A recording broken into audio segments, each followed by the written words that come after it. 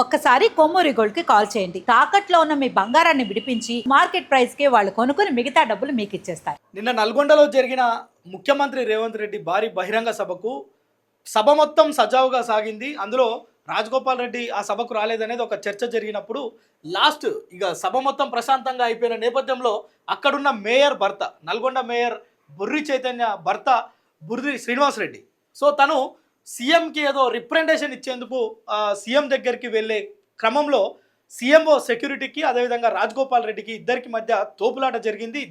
ఈ క్రమంలో కోమటిరెడ్డి వెంకటరెడ్డి ప్రధాన అనుచరుడుగా పేరున్న బుర్రి శ్రీనివాస్ రెడ్డి సీఎంఓ సెక్యూరిటీ ఆఫీసర్ల పైన చేయి చేసుకున్నట్లు కూడా మనకు తెలుస్తుంది. సో అక్కడ ఒక్కసారిగా అంటే సీఎం స్పీచ్ అయిపోయిన తర్వాత చెక్కుల పంపిణీ తర్వాత ఆయన స్టేజ్ దిగే క్రమంలో కార్పొరేషన్లో నెలకొన్న కొన్ని సమస్యలపైన రిప్రజెంటేషన్ ఇచ్చేందుకు ఆయన దూసుకొని వెళ్తున్న పరిస్థితి. సో ఆ క్రమంలో ఏదైనా ప్రోటోకాల్ ఉంటుంది, ఖచ్చితంగా సీఎం దగ్గరికి వెళ్ళాలంటే దానికి కొంత ముందు సమాచారమో లేదంటే తర్వాత ఆయన కలిసేందుకు వచ్చినప్పుడు ఇవ్వటమో లేదంటే ముందే హెలిప్యాడ్ దగ్గర ఇవ్వటమో ఏదో ఉంటుంది. కానీ అలాంటిది ఏది లేకుండా బుర్రి శ్రీనివాస్ రెడ్డి రేవంత్ రెడ్డి దగ్గరికి దూసుకొని పోయే క్రమంలో అక్కడున్న సెక్యూరిటీ ఆఫీసర్స్కి వాళ్ళకి ఏమైనా సీఎం సెక్యూరిటీ మాత్రమే కనిపిస్తుంది. ఇక్కడ ఎంత పెద్ద లీడరు, ఇంత లావు లీడర్ అనేది ఎవరికి కనపడదు. సో ఇక్కడ నల్గొండ నియోజకవర్గంలో కోమటిరెడ్డికి అనుంగు శిష్యుడుగా ఉన్న మన బుర్రి శ్రీనివాస్ రెడ్డి ఒక్కసారిగా దూసుకువెళ్లడంతో పోలీసులు తనని అడ్డుకునే ప్రయత్నం చేయడమే కాకుండా వాళ్ళను కొంత తోసుకొని వెళ్లే క్రమంలో ఇద్దరికి కూడా తోపులాట జరిగింది.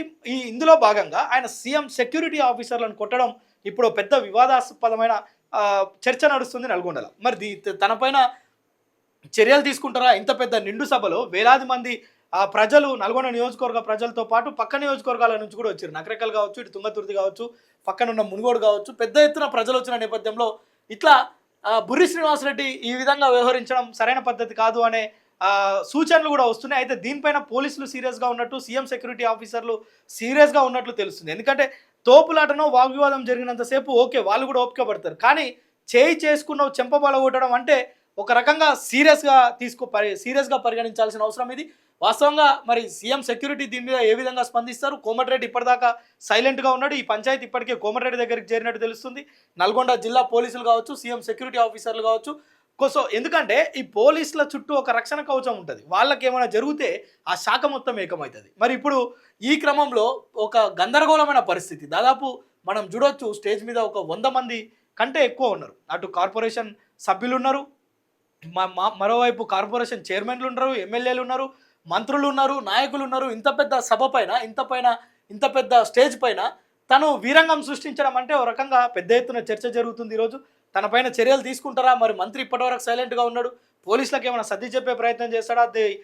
అంటే ఇంటర్నల్గా ఏమన్నా క్షమాపణలు చెప్పే ప్రయత్నం చేస్తారా అనేది ఓ చర్చ జరుగుతుంది. ఏదేమైనప్పటికీ కూడా రేవంత్ రెడ్డి సిబ్బందిని కొట్టడం అనేది కొట్టినట్లుగా ఇప్పుడు పెద్ద ఎత్తున ఆరోపణలు వస్తున్నాయి. దానికి సంబంధించిన వీడియో కూడా మీకు టెలికాస్ట్ చేపిస్తా, ఒకసారి చూడండి. ఈ వీడియో చూసిన తర్వాత సీఎం సెక్యూరిటీ పైకి అంత ఉక్రోషంగా వెళ్ళడం అనేది అది వాస్తవమా కాదా, సమంజసమా కాదా అనేది మీరు కామెంట్ చేయండి. మొత్తానికి ఏదేమైనప్పటికీ కూడా అంటే బుర్రి శ్రీనివాస్ రెడ్డికి కూడా నియోజకవర్గంలో మంచి పట్టు ఉంది. సో ఇప్పుడు ఆయన కార్పొరేషన్ చైర్మన్, ఆయన భార్య కావడంతో మున్సిపల్ సమస్యలపైన ఆయన కొంత ముఖ్యమంత్రికి ఇచ్చే ప్రయత్నం చేయడం మంచిదే. ఒకవేళ ప్రయత్నమే కాదు, ఆ రిప్రజెంటేషన్ ఇచ్చి ఏదైతే సమస్యలు ఉన్నాయో వాటిని పరిష్కరించుకోవడం మంచిదే. కానీ దానికి పద్ధతులు ఉంటాయి. సో సీఎం సెక్యూరిటీని దోసుకొని నేను అంటే మంత్రి కోమటిరెడ్డి అనుచరణ అయితే ఒకవేళ దూసుకొని వెళ్ళి పోలీసులను కొడతా అంటే వాళ్ళు సహించరు, సామాన్యులు కూడా సహించరు. ఎందుకంటే చట్టాన్ని చేతిలోకి తీసుకోలేము. అట్ ద సేమ్ టైం నలుగురికి చెప్పే నువ్వే ఆ విధంగా చేస్తే కోపం వస్తే ఒక రకంగా వ్యవహరిస్తామంటే ప్రజలందరూ కూడా చూస్తూ ఉంటారు. సో దీనిపైన ఇప్పుడు చర్చ జరుగుతుంది. పోలీస్ శాఖ ఏమైనా చర్యలు తీసుకుంటుందా? మరి చేసుకోవడం అనేది చాలా సీరియస్గా పరిగణించాల్సిన అవసరం కనుక సో ఇప్పుడు అటు మంత్రి కోమటిరెడ్డి కావచ్చు, రేవంత్ రెడ్డి సీఎంఓ సెక్యూరిటీ కావచ్చు, అదేవిధంగా పోలీస్ శాఖ ఏ విధంగా స్పందిస్తుంది అనే దానిపైన ఓ పెద్ద చర్చ జరుగుతుంది. ప్రస్తుతానికైతే నాయకులందరూ కూడా దీనిపైన ఏం చేయాలనే సమాలోచనలు చేస్తున్న పరిస్థితి అయితే నల్గొండలో కనిపిస్తుంది.